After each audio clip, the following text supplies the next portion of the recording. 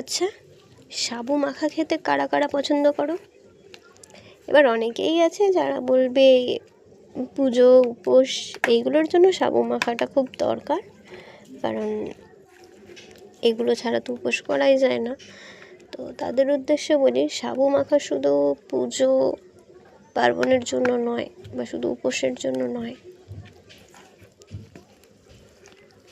এবার প্রশ্ন করবে, দেখো আমি নিয়ে নিয়েছি আঙুর ফল, নিয়ে নিয়েছি বাতাসা, নিয়ে নিয়েছি কলা, তার সাথে চিনি, গুজিয়া, একটু সন্দক লবণ, বিট লবণ দিয়ে ভালো করে মেল্ট করছি, কারণ হাতে মেল্ট করলেই টেস্ট আসে। সাবু অবশ্যই ছোটো দানার সাবু হতে হবে, বড় সাবুতে টেস্ট আসে না, একদমই ভালো টেস্ট আসে না বড় সাবুতে। তো সেই কারণেই ছোটো দানার সাবুই খুবই ভালো, কারণ ছোটো দানার সাবুতে টেস্ট প্রচুর ভালো আসে। যাই হোক, মেখে নিয়েছি। এইবার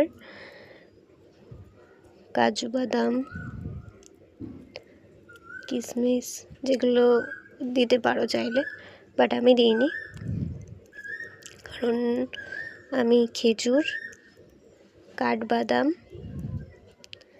এই দুটো দেওয়ার চেষ্টা করছি।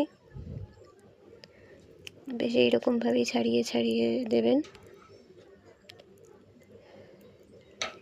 আগে বীজগুলো সব ছাড়িয়ে নেবে।